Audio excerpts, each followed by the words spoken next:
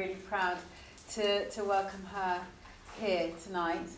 What Lisa might not know is that South Hampstead is famed for its really excellent male and female cooks. Yeah. So we're actually quite proud of our culinary expertise. We do a lot of entertaining in this community. And the other thing she might not know is that her cookbook, My Relationship with Food, is one of our culinary Bibles. And her, what's the duck?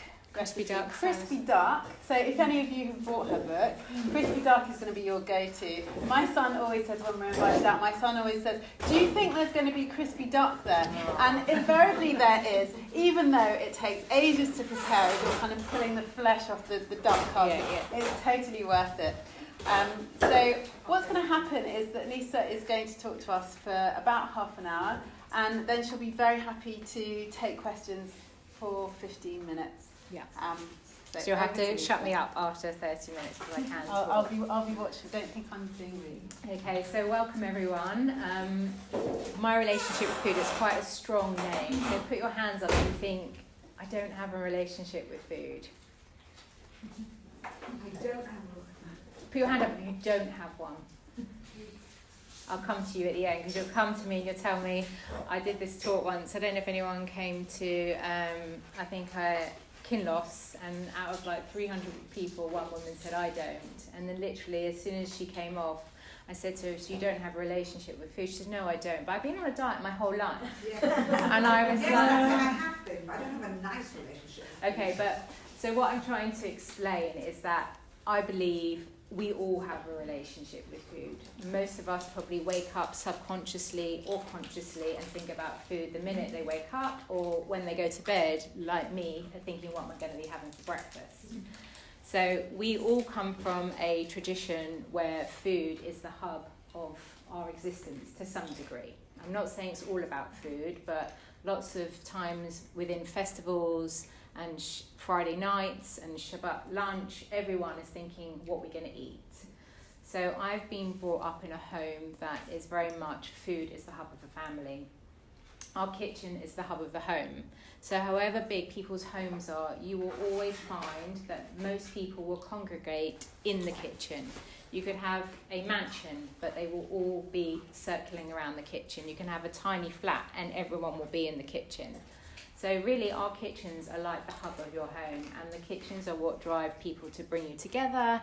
And unfortunately when I grew up as a child, I used to watch my mum cook and my grandma cook, and I'd watch my father come home and saying, what's for dinner? And she would overcompensate with making lots of food because she didn't want him to think that she'd done nothing all day. So she'd make lovely meals, and I grew up loving food, watching it, and when I was a child, I latched on to food for comfort. I'm not going to sit here and say to you I can eat whatever I want and I don't put on weight. I do put on weight. Most people within a Jewish heritage, especially women, do have, unfortunately, a gene that we all cling on to weight or have struggles with weight. I've grown up in a house, as I will go back to it, with my mum struggling with weight, my grandma, my dad, my now husband, everyone that I come across, subconsciously or not consciously, are always either thinking about their weight. If you lose weight, you'll find people straight away go, oh my God, you look amazing, you've lost weight. Does anyone ever say to anyone, you look amazing, you look really fat? They don't. That person will say to their girlfriend, did you see Joanna, she looks so fat, she's put on so much weight. How many people do that? We all do it, unfortunately, but we will never say to somebody, you look great, you look fat. It would be like, you look great, you look so slim, what have you done? So it's a very difficult thing to live with. So going back to a child, I was in a home where my mum was always cooking with my grandma, I was always licking the bowl. My mum's got a famous apple cake recipe, which I'm actually, if you follow me on Instagram, I'm going to be releasing in a few weeks for the Jewish Chronicle, because every time I make it, everybody wants to know the recipe. It isn't gluten-free, but I'm gluten-free, but it is my mum's, and every time I make it, everyone's like, can I have it? And the funny thing, going back to the apple cake story, is that when I was a child, I used to watch my mum make it, and when she would go into the cupboard to get the raisins or the cinnamon, I would probably eat a quarter of the cake mixture while it was in the pan. And she'd always come back and she would make the cake. She'd go, I never understand why I haven't got enough, probably when you're around, because I'm probably licking the bowl or eating it secretly.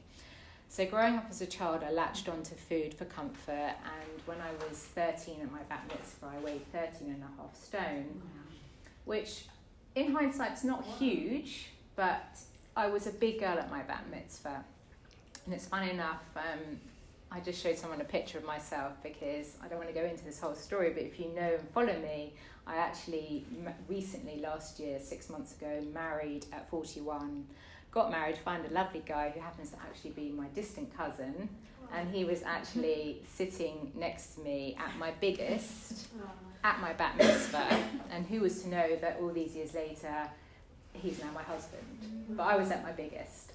So I can show you that picture if he wants to see me afterwards, because I just found it in my phone. But when I was 13 at my bat mitzvah, I was my heaviest, 13.5 stone, and I remember I weighed more than my dad. So my dad weighed 13 stone, and I'd been on diets from the age of 7 to 13 because my parents were worried about me, and as much as they were struggling with their own weight, it's very hard when you have a child what to do with them. So I tried various diets, but I was too young to understand the concept of being on a diet and being different to my friends, like with their lunchbox opening and mine was all diety and theirs wasn't. I used to eat on the way home from school, and then my mum would say, have you eaten on the way home from school? I said no, but I've been in a Chinese restaurant, I've been in McDonald's, I've been there. And then I used to go to America with my mum and buy loads of sweets, and she would say, who are they for? And I would say they're for my friends. And my mum, it's very hard for your mum to say, well, are they really for your friends? But then our cleaner at the time used to find all the wrappers hidden in the couches everywhere. So I had a really troublesome time with weight, and I was still Lisa, but I was the big Lisa. And then when I lost weight, it took a good year and a half, and I decided through various diets that I went on, the diet that would work would be me to be honest and actually write down what I was eating every day. A lot of people go on diets and they don't understand why they're not losing weight, because they're not being true to themselves. They're lying, they're in denial, they have a little snack here and they have a bit of this here and there, and they're not being true to themselves. So that's where the struggle is. So if you are on a diet, it's a journey that I would say go on your own, be true to yourself, don't be afraid if you've had a bad day, don't not write that down. It's good for you as an indication to see exactly you being true to yourself. So when I did eventually lose weight, I lost 4 stone, and I was 16, and I went to meet my brother in Israel, and I remember meeting him, and I was very slim, and I just still remember today, they're all on tour, and everyone would be, oh my God, have you seen Danny Rukin's sister, which is me, Lisa, she's lost so much weight. And I remember wearing this like Speedway grey all-in-one skinny tight thing, and I felt amazing and I felt happy. But then I thought, oh my God, so when I was big, I wasn't good, I wasn't lovely, I didn't look good. So what am I going to do if I put the weight back on? I'm going to be fat, I'm going to be bad, I'm not going to be popular. So what am I going to do? Because suddenly you've got this limelight of, oh my God, you've lost weight, you look amazing. And then unfortunately I was around about 16, so it was a time everyone was starting to go out, and I got in the habit of reducing certain food groups from my diet, so much so I became anorexic and suffered with that for quite a long time.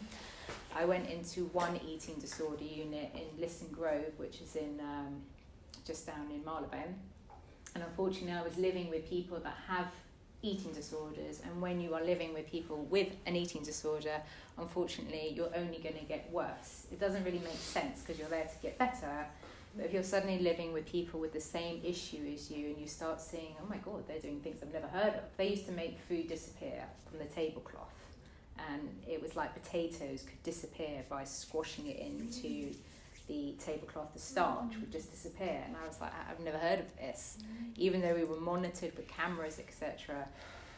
So I came out of there and I got worse, and then I got admitted into a Charter Nightingale, another hospital in King's Road. So I was there to deal with more the psychological aspect of it. So I wasn't living with eating disorder people, I was living with people with any form of addiction, from alcoholic, drugs, sex, everything.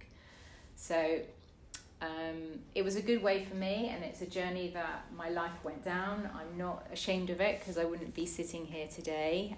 I believe every incident in life brings you to where you are today. My relationship with food actually got brought to life through a breakup from a man that used to come to this Shul. So, but through him I met loads of fantastic South African cooks, which I'm sure there's loads here because I did meet them when I was going out with him. And they introduced me to some fabulous recipes. Actually, do you follow me, anyone in here, with me using herb amer, my seasoning? That came from a South African from here. So every journey has its path, whatever road you're on. So I've gone through being overweight as a child to being underweight. So I understand the psychological issues that comes with it. It's not just a weight thing. It's anger, it's mood swings, it's isolation, it's not being happy.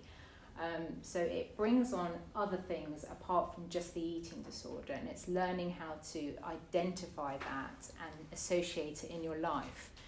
Whereas when I was really skinny in the size that I really wanted to be, I wasn't happy. I didn't go out. I wouldn't go out if my skirt didn't fit me the way I thought it should, and I would throw a tantrum and I would lock myself in my bedroom. I'd have mood swings, so I'd cause my mum hell, my brother hell, my parents hell. So in effect, this controlling eating disorder, really in hindsight, wasn't making me happy. So my relationship with food is a cookbook which identifies my story in it, and what I want to do is to inspire people who have had an issue with weight, or who've had an issue with dieting, or looking for inspiring recipes. That's the whole ethos around my relationship with food. Is where I am now, I believe that I have a very happy, healthy relationship with food. I've got to the level where I identify what I eat does make me happy, because I don't know about you, but when I eat food, I get really super excited. I love the taste, I love the sensation, I love eating foods that don't make me angry. So I can make the most amazing cakes, but that's not where I channel my energy into developing recipes. I do have a few recipes in my repertoire which are like my raw chocolate brownies, for example, but they are made from dates and cacao powder and coconut oil, which they're not slimming, but they're healthier alternatives. So I try and develop recipes predominantly in my way of cooking that are based around meal times, because that's what I love to do. I love to eat 3 meals a day. I like to know where I am. I never miss a meal, whether it's breakfast, lunch or dinner. Occasionally, if I'm at a corporate event that I do in the week, sometimes I'm doing the event at lunchtime. So I do notice that sometimes I might have to have it a bit later, but I can see when I've finished my event, my mood drastically changes from not eating. So I get tired, I get more snappy, I get what do they call it? Hangry. I get like that. So it's very important to be in tune with yourself. Follow people on social media if you want, or cookbooks, but at the end of the day, it's got to come from with you. What works for me may necessarily not work for you, but it's people like myself have devised recipes to make it enjoyable, tasty, and that's what I'm all about, but making it sort of mindfully balanced. So in terms of lots of Jewish recipes, predominantly old-fashioned ones, used to be fried, so I try and make them baked, so it cuts out the friedness. I don't use a lot of white caster sugar, so I use non-refined sugars like coconut sugar, agave, maple syrup. They are still forms of sugar, so but you just have to use your quantities differently. So like, for example, if you have a brownie recipe and it's got 400 grams of sugar, in my raw chocolate brownies, I'm only using agave and I'm using the dates as a natural sweetness. So they're still not fat-free and sugar-free, but you actually find when you eat healthier food, does anyone find if they eat healthier food, they get filled up quicker and longer? Does anyone feel that? Sometimes? Like sometimes if you open a bag of chocolates, because of the sugars in there, like white sugar, you end up eating much more. Like rubbish, the more rubbish you eat, it's a trickle effect. The more rubbish you eat, the more you want to eat, because you actually get angry with yourself. So you get so annoyed that I want to eat even more because I'm annoyed with myself. So I could talk to you for hours about relationships with food and what triggers. Sometimes when people are in an office, you'll get somebody in that office space called the feeder. There's a feeder that comes in on Monday morning who's been baking all weekend, but for some reason no one's eaten their cakes. So they decide to bring the whole lot to work to give to all their colleagues, and they like to feed everyone and butter everyone up. But in hindsight, they're not doing you any favours. It may be your feeding friend, but actually some people find it very hard to say no. Because if you say no, that's the relationship, is learning to say no. If you go to friends for a Friday night dinner, I went to a friend on a Friday night dinner and she did the most amazing spread, but I want to focus on eating my main meal. It's very hard because I do know lots of people love sweet treats, and there's some people would rather skip the main meal and go straight to dessert, but luckily I'm not one of those people. So it's very hard also for me, because of who I am. People are like, oh, you probably eat everything, and I've done all this, I've made you this cake and that cake, but I don't want to eat all of it because I don't want to be angry with myself. So it's not that I deprive myself, it's not that I miss out on things, but I don't like to eat foods that I'm going to beat myself up about it afterwards and feel guilty and think, now I've got to go to the gym tomorrow and now I've got to do this. So it's about having a balance, and that's where the mindfulness comes in, is being really in tune with your senses. And when you look at food, when you make your food choices, sometimes I base my lunch food choice around where I know I'm going for dinner. So if I know I'm going out for dinner, I try and balance my breakfast, lunch and dinner for that day. Or if I've been out for a big dinner last night, I try and balance my day. But obviously this is a skill that I've adopted, which helps me keep the weight that I am without doing excessive dieting or training. So it's about having a happy balance. And life isn't easy, depending on, sometimes you've got 2 kids, 3 kids, 4 kids, you've got a husband, you've got cleaning and everything to juggle. But one thing that's really important is getting the art of mindful eating in the home. So if you go shopping, you buy all this lovely food, don't leave it in the fridge, in the plastic wrapping for like 3 or 4 days to know I've shopped and it's all in the fridge. You can start cooking, you can start making like a quinoa, like I always have quinoa in the fridge because I can mix that with leftovers. So it's about being mindful every day with what you're buying. There's no point going out and spending £200 or £100 a week on food and come 5 days later you're throwing away half of it. So it's about getting the food in, start cooking, start doing a bit of batch cooking on a weekend. I know it's very hard. The last thing at the weekend some people want to do is to start cooking.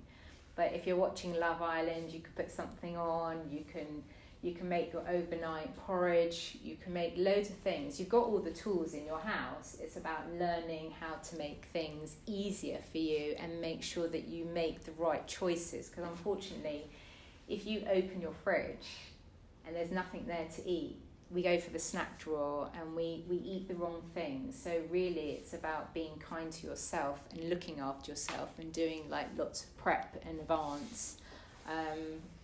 Summer's a great time for salads, to make some delicious recipes. You can just use your leftovers. If you've had a big Friday night, you can make a lovely chicken salad, salmon salad. Did anyone enjoy the food here tonight? Mm-hmm. So that's quite heavily based around plant-based ingredients. You've got your sweet potatoes with tahini. Nothing in there effectively was slimming. It's not diet food, but it's just mindfully balanced. So you've got cauliflower, which is great to roast. You can use cauliflower in a multitude of ways. If you love kettle chips, put some cauliflower florets in the oven, a bit of oil, paprika, salt and pepper. Just roast it off. You're better off to eat a half a tray of that than a whole bag of kettle chips. So it's about putting a little bit of time in. I mean, don't get me wrong, I do have times when I do open the crisps, but I know how I feel afterwards, and I feel annoyed and disappointed that why did I go for that? If I really want that crunchy feeling, could I have peeled a carrot and had a carrot? I don't know. It's a choice, but how do you want to feel afterwards? often people have carrot. Everyone's got carrots in their fridge often, but they do. Do you ever peel it and have a carrot if you feel hungry? Yeah, yeah. So it's about choices. You could go for crisps if you wanted to. I do that as well. You do that as well. Yeah. But not a whole packet of crisps. No. I take 2 or 3 and then I'm satisfied. Yeah. And I put it away again. But that's always about Discipline. 6 o'clock. Yeah, 6 I o'clock. have 2, 3 I have packets. Yeah. a clock in my head, Yeah. and certain foods at certain times of the day. Yeah, so we all have to be in tune with ourselves. It's like a smoker has a certain cigarette. I used to smoke, so I knew the minute I got to the Finchley Road traffic lights, I had a cigarette, whether I wanted it or I didn't want it. It's a routine. So if you're in a bad routine, you could change it if you wanted to. I'm not against having crisps, but it's sometimes if it's a routine that you're doing every day and you're just doing it subconsciously and it's making you feel frustrated that you're doing it, it's about being mindful around it. No, I don't feel frustrated because I do 2 or 3, Yeah. and But that's fine because you're being mindful where you're allowing yourself to have it and you're having a few, where there's some people that open a whole packet of crisps and eat the whole bag. You. Yeah. But I don't want anyone to think that I'm some preacher here and I'm here to convert you and change you. I'm very much all about food and loving it. But as long as what I'm trying to say is like not eating foods that make you angry. Does anyone eat foods and wish they didn't eat that and they're angry with themselves? Always? No, rarely. Never, rarely. Sometimes, but rarely. So there's a different spectrum. You'll have people that are always dieting. You'll have people that aren't. So as I said, we still all have a relationship with food, because a relationship with food doesn't have to mean that you've got an eating disorder. A relationship with food doesn't have to mean that you've got a bad relationship with food. It can be anyone loves their grandma's chicken soup or their mum's meatballs. It's all a heritage way of eating. That's still a relationship with food. When you think of a certain recipe, or you go on holiday and you think of Israel as some particular recipe that you've had there or something. So it's all about having a good relationship with food is what I'm trying to sort of educate people around. So I don't know if anyone's got any questions or... Yeah. Why you decide to go gluten-free? So gluten doesn't agree with me, and there's quite a lot of other ingredients that don't agree with me. Unfortunately, where my issue is that there's no men in the room. I have an issue down below. So when I eat certain foods that don't agree with me, like gluten, also cornmeal, is no good for me. I get an attack at night time, and it's really only in night time. I can't quite identify why that happens, but it's like when you have a cold, when you go to bed at night, it gets worse. So I can be up all night subconsciously scratching both areas. So unfortunately, that's where it goes. If I do get attacked by gluten, I have what's known as dermatitis herpetiformis on my skin. I've actually got something here at the moment, which is like a skin complaint here, which I get when I eat certain foods, and it comes out instantly like a form of eczema or dermatitis. And you just kind of went trial error to determine what was bothering you. Yeah, well, I used to scratch all the time, and my dad would say, why is she always like scratching down there? Unfortunately, lots of young girls, I've got friends who say that their daughters are scratching down below, they don't even realise it. That's where my issue goes. Some people have irritable bowel syndrome. Some people, foods that you eat can affect you in a multitude of ways. Your anger, your mood, tiredness, a lot of diseases are caused by foods that we're eating. Unfortunately, in today's society, we really don't know what's going on. I do eat meat, but if you watch a program on Netflix, you'll probably never eat meat again. I don't even know what it's called, but there is a program. Food is processed in a totally different way today than it used to be.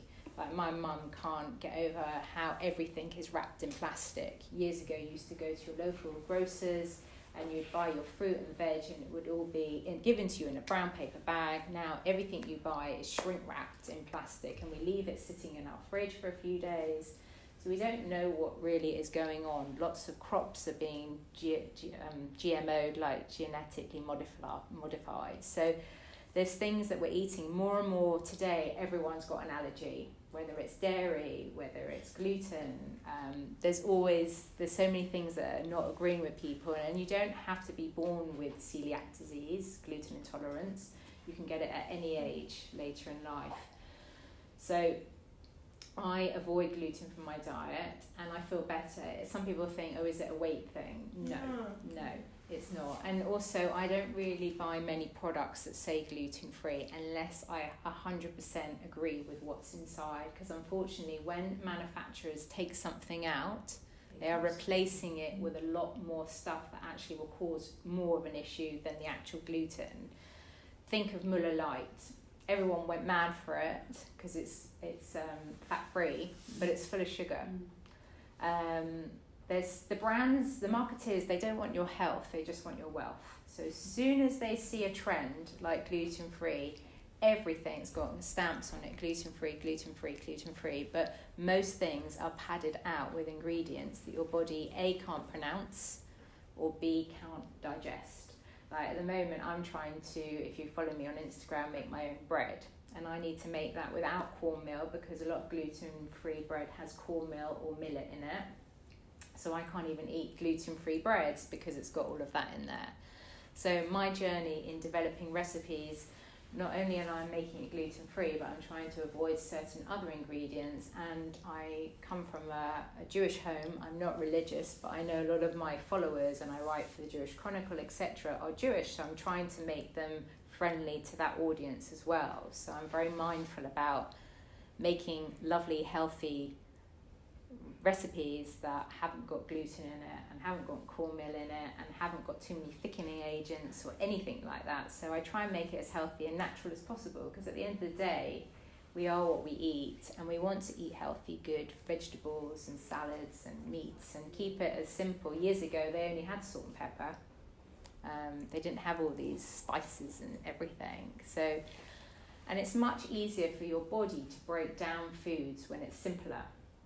The more ingredients are in there, it's hard for our bodies to break down foods, and that's why people get reflux when you get older, you get indigestion, you get bloating. There's all these symptoms that are all associated to what you eat. What about herbs? Sorry to interrupt. I use herbs. You use lots of. I don't use parsley because I don't like parsley. I love dill. I went out for dinner last night, and my sister-in-law is from Sweden, and she had an abundance of dill, which I absolutely love. My husband doesn't. So you've got to, like when you produce a recipe book, you've obviously got to do what you like, but obviously if you were to buy the book or to follow the book, you just need to adapt it yourself. Like I hate peppers. So I don't cook anything really with peppers, but there is one recipe in the book, because when we developed it, they said you cannot have a cookbook without peppers. So there is one book, well, there is one recipe in there, but obviously I developed the recipes based on predominantly what I like. But yes, I do use herbs, and I have herbs on my windowsill. I think our mint one is dying today, but I've got mint, and I've got basil, and I've got rosemary. So basil lets off an amazing taste. You know, if you just have simple platter of tomatoes, a tiny bit of olive oil, balsamic glaze, and salt and pepper, and you put some fresh basil on there, it gives such an amazing flavour.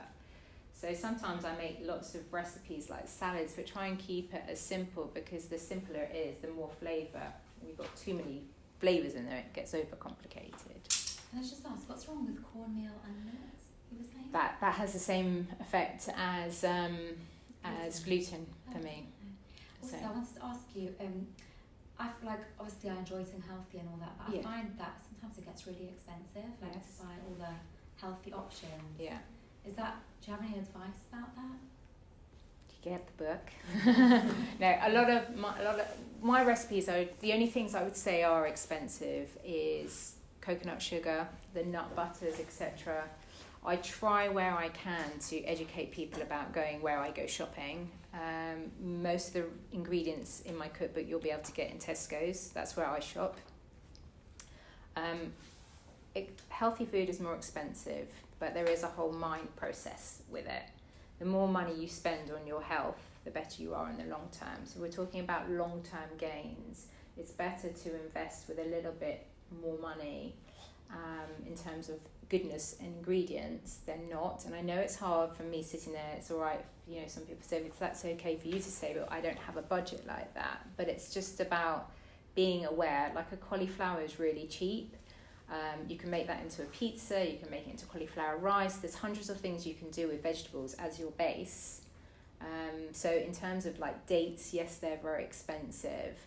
But on a whole, unfortunately, going back to the marketeers wanting your wealth and not your health, unfortunately, foods that aren't good for you are the cheap foods, and people fill up. Sometimes when I go shopping, I'm often like a supermarket trolley stalker, and I look in people's trolleys and I'm just like, oh my God, you've gone for Pringles, buy 2 get 1 free. See, unfortunately we don't realise it, but Tesco's, Morrison's, Sainsbury's, they spend thousands and thousands of pounds on getting your money out of your pockets. They're very clever. Pringles, what's their strap line? So what happens? You don't just have 2, maybe this lady does, but on average, 99% of people that will open Pringles will go through the whole tin. There's the very few, maybe you're like the disciplined person, which I can be too, but talking on a nation, people buy 2 get 1 free. And the thing is, because it's got, if you read the back of Pringles, what's on there, they've got flavourings in there that send triggers to your brain to want more and more and more. They're feeding you, so you don't even realise it. What do you do about, because if you have a busy life, it's difficult to kind of like think, okay, what I'm going to usually get into this rut of doing the same food every day, or similar foods every day. So it's, because you have the book, you have the recipes, and I do have tons of books in my recipe book. But the thing is, like, the time consuming to go and get it in that point, especially if you have kids, it's kind of take over, and food become kind of a necessity that you need to do, but not something that you. It depends. Like if someone feels they need to lose weight, if they're overweight, if they're not happy with themselves, it's about making a change. I've been there, and I know how much happier I feel with my weight where it is today versus where it was, and versus where it was when I was underweight. So it's about making a change. It's about putting an effort. If you put an effort in, you're going to get a result. It's very easy for us all to stay where we are, feel comfortable with what we're doing. Oh, I'm too old to change. I'm happy. I'm healthy, and da. But it's when you make a change and you see the changes and you feel better within yourself. If you've been eating the same thing every day, you're going to stick with it. But when you change something, it's like weaning a baby. You've all, I would imagine most of you in the room have had kids. I haven't yet. But when you feed a baby, if you're feeding them and the baby's rejecting it, it's because it's not agreeing with the child. But the mother will always continuously push it in. But it's actually the reflux of the baby saying, no, I just don't like it. And it's about slowly making changes. When you've got a child, you go from slow steps to make big steps. So if you haven't got time, you need to make the time, because that time's going to catch up with you and maybe your children at a later stage. I don't mean to scare anyone, but in today's society, too many people are getting too many diseases linked to wrong choices of foods. So just changing up cooking methods or batch cooking, there's so many ways around it, and it's just about changing your ways. So I mean, if you have like fried schnitzels all the time, you don't. I think that my kids eat very healthy. Like cauliflower, we do all this other thing. But when it's more about like, we get into this thing that they eat the cauliflower and the broccoli and the chicken every day. Every day. And they're like stuck on that. And I'm stuck because it's easy to do that for them, because they will eat it and I will kind of just do that. But have you tried cooking with the kids? A little. 3, like he helped me to mix. How old are they?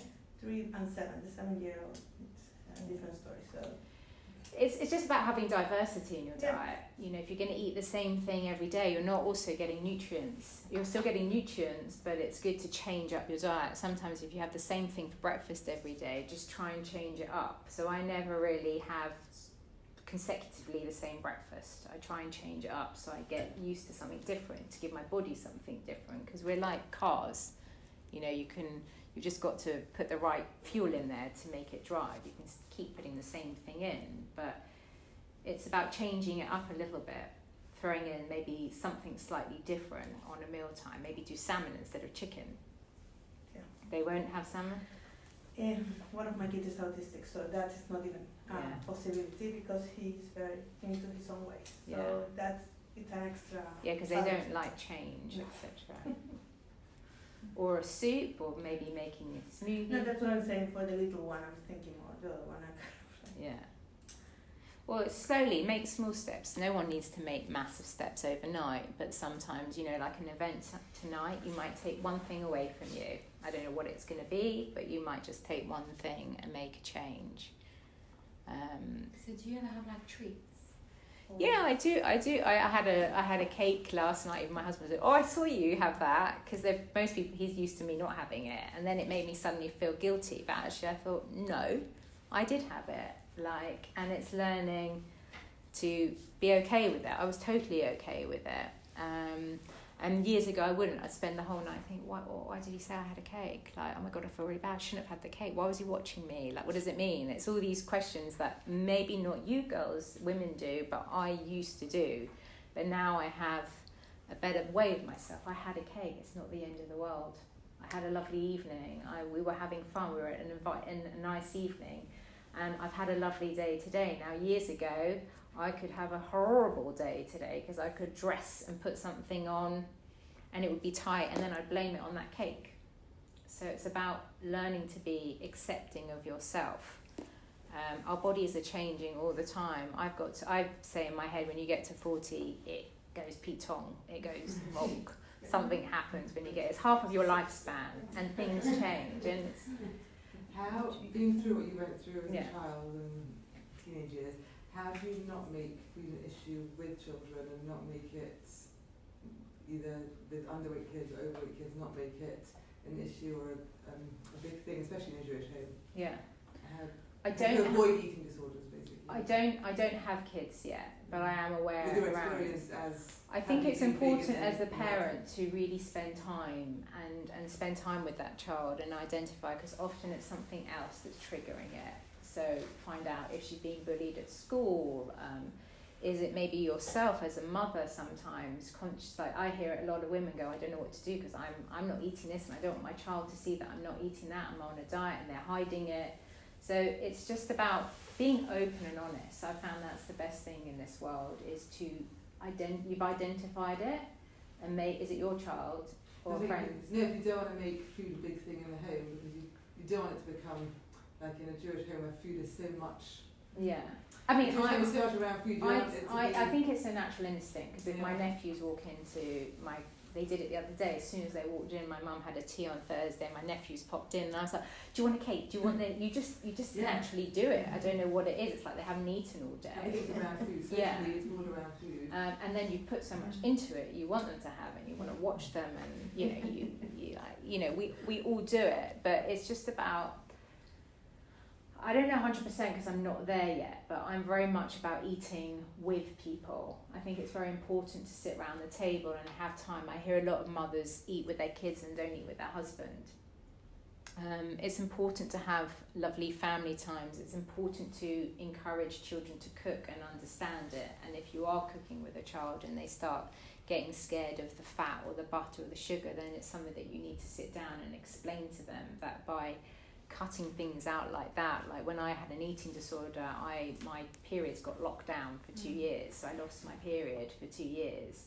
So could that be a problem now with me with reproductiveness? I don't know, maybe it is, I don't know, I'm not sure yet, but it's so vital, especially with women. I'm not just saying women alone, not men, but it's so vital for us to understand that we are here to reproduce. And when you have an eating disorder, it doesn't gain you any happiness, it doesn't gain you any benefit, and it's about talking to them to make them understand how crucial an eating disorder actually really is. It's really crucial with especially young women. For my own body to lock down and not have my period for 2 years, it shows what I was doing to myself was strong enough to stop my whole mechanism inside working. So, you know, if it's a girl or a boy, I would honestly sit down with them and talk to them about what it is. They're not necessarily going to be happy, because I was never happy. You won't really find anyone with an eating disorder is ever truly really happy, because they're not warm, they're cold all the time, they're miserable, they're not eating anything, they're probably not having fun with their friends, and they're not feeling good about themselves. So my advice would be, if you have a child like that, is to talk about them, not be afraid of it, and explain to them. It's very hard to explain to a child that you need to eat, and people just think with an eating disorder, oh, just go and eat something. Like, it's not as easy as that. It's a real disease that you do have, and learning the art of coming out of it only comes from within. You can take a child to as many counselling sessions, but it has to come from within. Like anything in life, the only person who can make the change is yourself. You can get inspired by others, but it's got to come from within. So I guess there's no fast rule about what you can do. It's just being able to, that person is struggling, and it's just talking to them, I think. Talking is the best way through any issue of life. We have five minutes left. Okay. Can I just say that should parents, I think young parents should be educated about the values of food, therefore they can discuss it with their children. I have big grandchildren, and little grandchildren, and just like a normal grandma, I offered them chocolate, which they took, coming home from school, and then I said, oh, I want some more. And the 9-year-old said, oh, I don't think we should, Grandma, because we've already had X amount of sugar, and Mummy said, that's all we should have all day. It's much too bad. It's bad for us if we have any more. I was astounded, but I was very proud of my daughter. Yeah. Because I thought to myself, wow, you know, she's educating the children. Well, the little one would have taken it, but the big one, Yeah, no, I understood. I don't think in schools. That's why I was grateful for my journey, because I went at a very young age, 16, into a clinic, and I kind of learned about the real world. I learned about stuff that you don't ever, some people will never touch that, so I'm very fortunate that I've been through that. I'm proud of where I am today because I can try and help others with it, but obviously there's only so much I can do. But I 100% agree with you, it comes from knowledge is key.